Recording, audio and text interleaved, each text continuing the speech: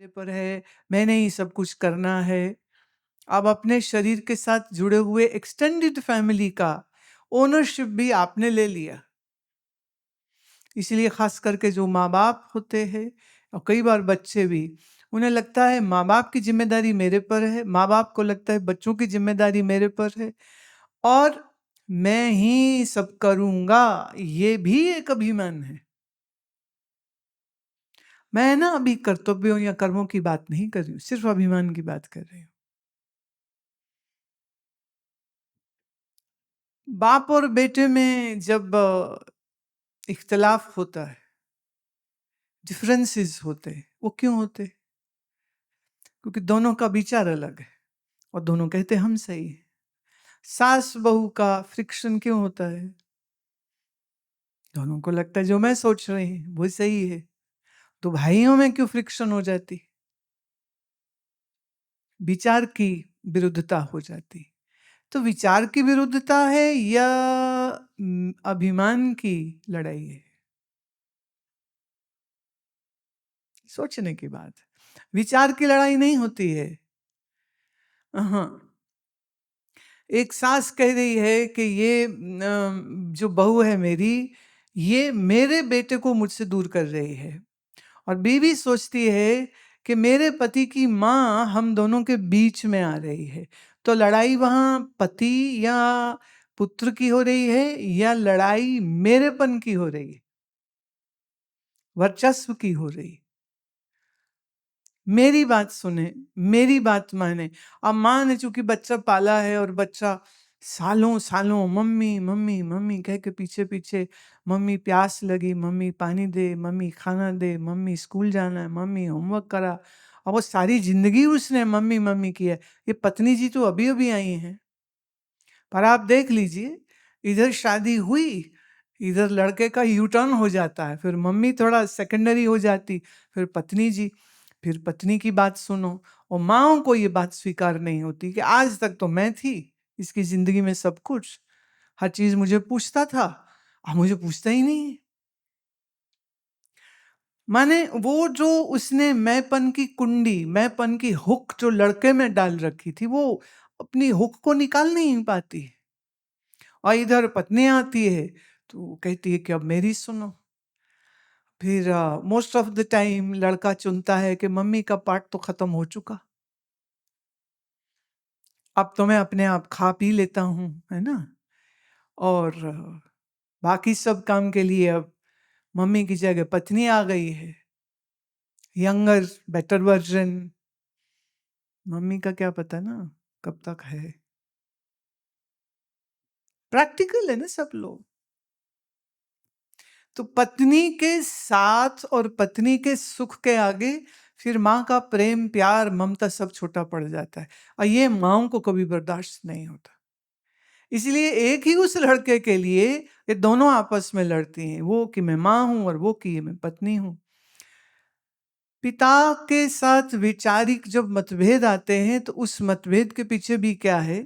पुत्र का अभिमान जो मैं सोच रहा हूं वो सही, पिता का अभिमान जो मैं सोच रहा हूं वो सही। कौन सही? अब समय के साथ कोई एक गलत प्रूव होगा तो दूसरा बंगड़ा करेगा कि देखा, कहा था ना गलत है। एक तो कोई गलत हो ही जाएगा। पर मैं और मेरा, इसका जो वर्चस्व की ये जो राजनीति, ये जो युद्ध चलता है, ये बहुत कष्ट देता है। वेदांत ये कहता है कि जिस मन बुद्धि से आपने मैं मेरापन का ये पूरा मेला बनाया है, उस मन से अपने आप को जुदा जानो। तो मन नहीं हो। जैसे शरीर एक वस्त्र की न्याय आपने धारण किया है, ऐसे इस मन को भी धारण किया है। अब आप सारा जीवन इस मन के साथ जी रहे हो, मन के जरिए जी रहे हो, और वो मन मैं हूं नहीं, ये समझ जल्दी आती नहीं है। इसीलिए अपने उस अज्ञान के साथ भी बड़ी मोहब्बत हो जाती है। जो मैंने जाना है वही सही है, जो गुरुजी कह रहे हैं होगा ठीक पर अभी तो यही सही है, मेरे लिए यही सही। शास्त्र कहते ठीक ही होगा पर अभी मेरे लिए ये सही है। तो मिस इंटरप्रिटेशंस जो है वो शास्त्र की, गुरु के वचनों की, गुरु के ज्ञान की मनुष्य कर लेता, वहां भी उसका अभिमान काम कर रहा है। जो मैं जान रहा हूं वो सही है, जो मैं कह रहा हूं वो सही है। इसलिए फिर बहुत लोग आसान तरीका अपनाते हैं। वो कहते हैं शास्त्र को ज्यादा पढ़ के क्या करना, रहने दो। और गुरु जी को भी क्या सुनना, सब पता है हमें, सब समझ लिया। तो जिस मन बुद्धि से आसक्ति का रिश्ता जोड़ा है, उस आसक्ति को तोड़ देने के बगैर अभिमान दूर नहीं होता।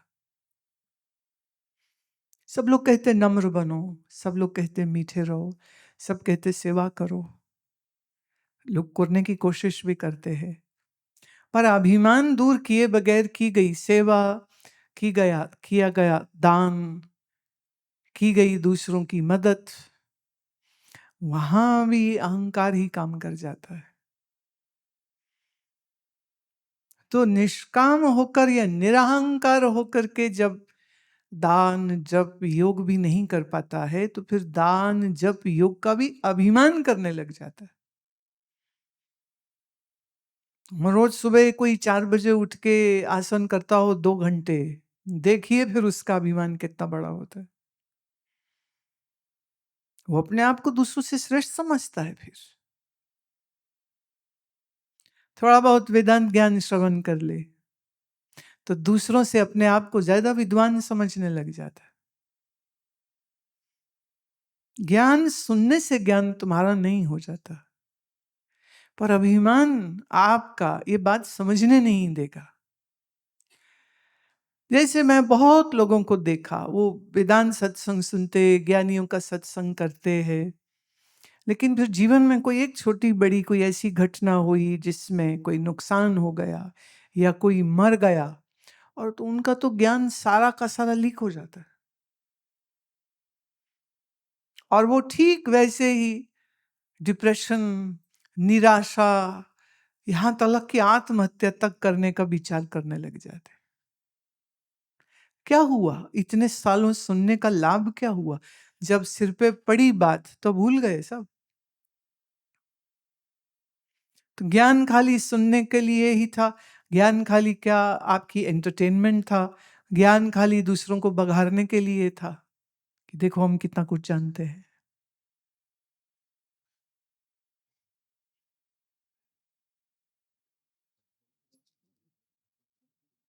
मैं अभी एक ये पत्र देख रही थी, संगीता।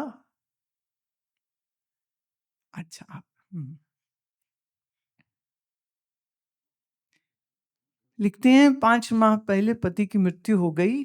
10 दिन से अस्पताल में थे, निमोनिया, वेंटिलेटर, कॉम्प्लिकेशंस, और फिर मृत्यु हो गई। अब प्रश्न मेरा ये है कि क्या अगर हम उनको 2-4 दिन और पहले ले जाते तो वो बच जाते? अब देखो, मन स्वीकार करने को ही तैयार नहीं है कि मृत्यु 4 दिन क्या, तुम 8 दिन पहले भर्ती करा देते। अगर मृत्यु का समय आ चुका है तो उसको कोई बदल तो नहीं सकेगा। क्या ये अटल नियम नहीं है? लेकिन हर परिवार की ये मैं त्रासदी देखती हूँ, जिसके घर में भी मृत्यु होती है, वो फैमिली बहुत लंबा टाइम इसी दुख में पड़े रहते हैं कि वो डॉक्टर ठीक नहीं था, उनने इलाज ठीक नहीं किया, उनने सर्जरी गलत कर दी, उनने दवाई सही नहीं दी, वहां का टेक्निकल स्टाफ अच्छा नहीं था। मैं कहती हूं कि सब कुछ अगर ठीक भी होता, क्या वो मृत्यु को हटा सकते? कोई दवाई, कोई इंजेक्शन, कोई प्रोसीजर, क्या डॉक्टर के पास है कि मरीज मरे नहीं कभी? अगर ऐसा सत्य होता तो दुनिया के जो अमीर तरीन लोग हैं वो तो कभी नहीं मरने चाहिए, क्योंकि they have best of the best, पर वो भी मर जाते हैं।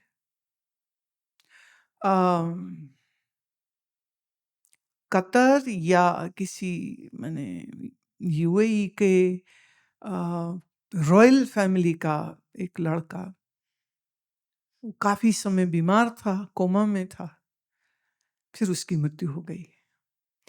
आप सोच के देखिए, अमीर तरीन राजसी खानदान, कोई कमी रही होगी? डॉक्टर, ट्रीटमेंट, दवाई, केयर, किस चीज की कमी रही होगी? लेकिन मृत्यु तो हुई। तो ये भी एक दिल के बहलाने का, हम उस सत्य से आंखें बंद करना चाहते हैं और हम ये स्वीकार ही नहीं करना चाहते कि मृत्यु जब समय है तो है, उसको तुम चेंज नहीं कर सकते।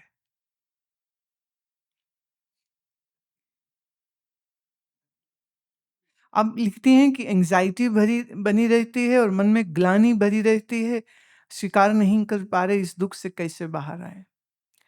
जब अस्पताल में जमा कराया था पति को, तो बोले अगले ही दिन सत्संग जो अमृत वर्षा कार्यक्रम में देखती हूँ, तो उस दिन आपने मृत्यु के बारे में बात करी, उसके अगले दिन कोई और सत्संग इनने सुना, उसमें भी मृत्यु की बात करी। 3-4 सत्संग ऐसे कहते बराबर आते रहे जिसमें आप मृत्यु की बात कर रहे हैं। लेकिन इतना सब सुनने के बाद भी मन स्वीकार करने को तैयार नहीं है। मन अभी भी एंजाइटी में है।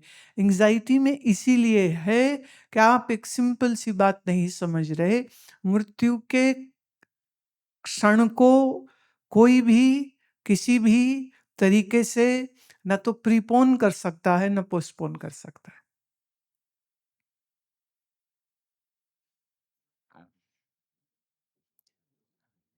एक सज्जन को मैं जानती हूँ, उनका डबल बाईपास हुआ। 4 बार उनके पहले स्टेंट हुए थे, फिर उनका डबल बाईपास हुआ और 84-85 साल की उम्र तक वो चलते रहे। और यहाँ मैं, जैसे इनके केस में भी 52 साल की उम्र में उनकी मृत्यु हो जाती है। हार्ट से नहीं हुई, निमोनिया से हुई है। एक आदमी 85 साल तक 4-4 स्टेंट, 2-2 बाईपास, फिर भी जिंदा है।